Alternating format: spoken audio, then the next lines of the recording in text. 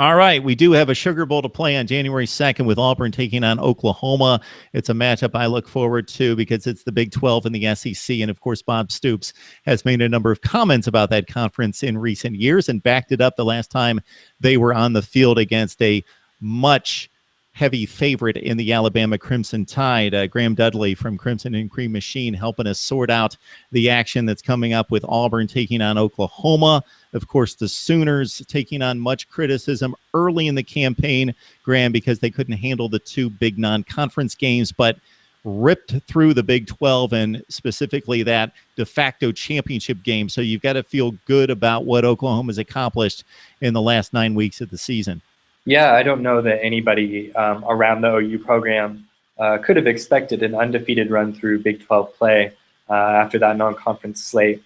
But we're feeling pretty good coming into this game. If you want to be simplistic about it, what's the biggest difference between those non-conference losses and the conference wins? Well, it's the health of D.D. Westbrook, and he really turned around Oklahoma's season. He opened up the running attack by spreading defenses and caught a ton of touchdown passes for OU. Coming into the season, people were saying, how do you replace Sterling Shepard? Well, D.D. Westbrook won up Sterling Shepard. And so I think that, you know, any team with Oklahoma coming in totally healthy to this Sugar Bowl, Oklahoma has to feel pretty good, at least on that side of the ball, about their chances here. Graham, the issue that I see with Oklahoma holding up against Auburn in regards to what the Sooners want to do more than anything, and that's at least from the outside perspective, I know that they are a much better team when they're running the ball well, but they are considered a passing team for obvious reasons, and they had difficulty handling the Ohio State front. And this Auburn team is no joke up front along the defensive front, and that's really the strength of the team. And we also saw Oklahoma having issues with Clemson a year ago in the college football playoff, specifically in the second half with all the speed and talent up front for the Clemson Tigers. So I would think that that's concern number one, keeping Baker Mayfield upright and in the pocket ready to throw, or if he's running, it's under control and where he can really hurt the defense. Yeah, definitely. I mean, as you were talking about Baker Mayfield there, obviously all bets are off if something were to happen to him, which is certainly possible with a team that gets to the quarterback as often and effectively as Auburn does. But Baker's managed to stay on the field all season, no problems.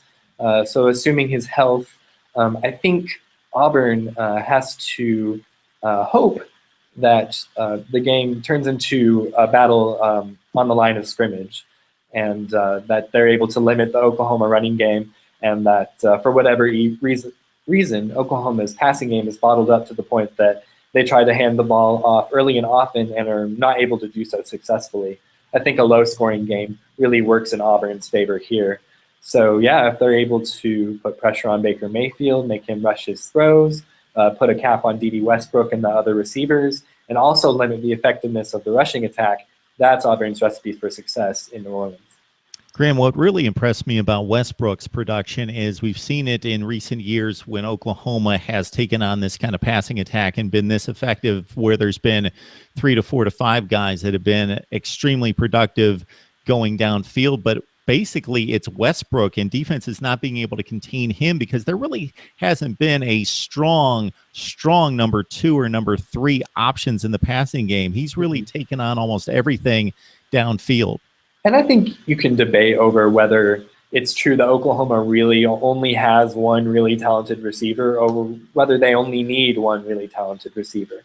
We've seen guys over the last several weeks like Mark Andrews and Geno Lewis, A.D. Miller, Michael Jones, Nick Basquin even, who was a walk-on. They've caught their passes. They've caught passes at big moments. They've scored some touchdowns for the Sooners. And I think if push were to come to shove, the Sooners definitely have options in the passing attack. But you're absolutely right to say that the Oklahoma passing game was almost entirely dependent on D.D. Westbrook's play this year.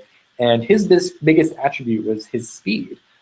He was able to run basic seam routes past all kinds of different defenses this season, get past his corner, get past safeties, and just catch balls perfectly placed over his shoulder from Baker Mayfield. So if he can do that against Auburn too, those 5 other receivers that I just mentioned, Oklahoma's probably not going to need to throw to them very much.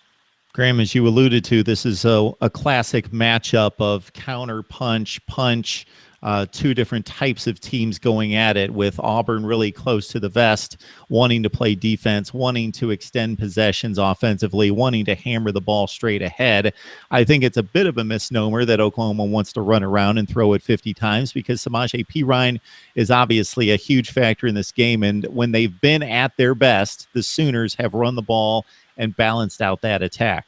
Yeah, I think I was looking today that Oklahoma actually has a higher rated running game than Auburn, which you wouldn't necessarily expect. But like we've been talking about, their passing game really opened it up. And Samaje Perine and Joe Mixon are no joke. They're two of the best running backs in the country, so they absolutely shouldn't be discounted. But as you said, Auburn has their own talented duo in Cameron Petway and Kerryon Johnson, and so it's going to be really interesting to see what Auburn and its top 5 defense does against Oklahoma and its top 5 offense.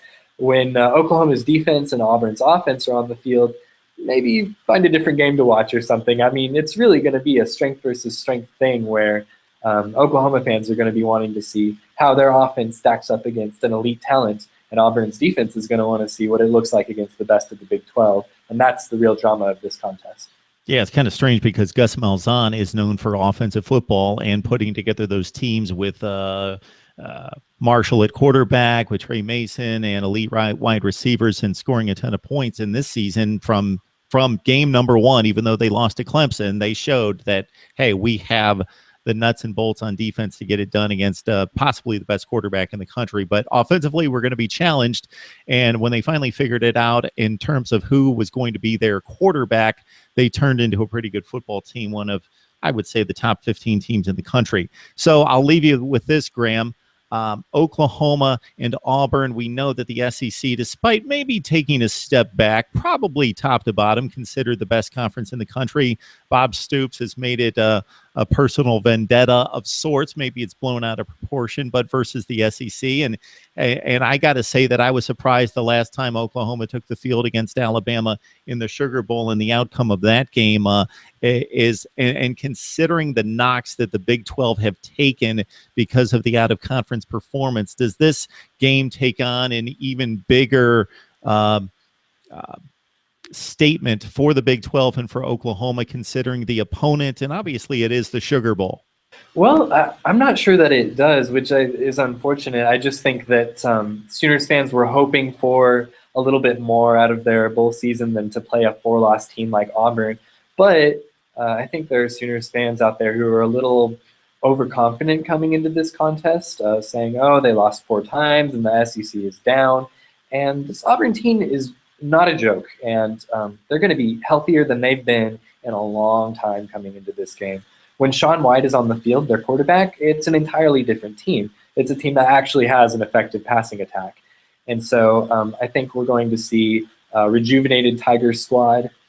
As far as its importance, I mean, I think that Oklahoma expects and should win this game. And I think the only way a loss could really be a letdown, other than if it was a blowout loss or something like that, I think that there are a few ways that Oklahoma is trying to shore up its recruiting class, where a win could really bolster those efforts, especially a convincing win. But, there were articles coming out in the past few days that they couldn't sell tickets to this game or something like that. And I think it's an unfortunate byproduct of maybe a slightly lackluster contest for both sides. But it really is a compelling matchup if you just look at the X's and O's of it. And I'm looking forward to seeing how it plays out.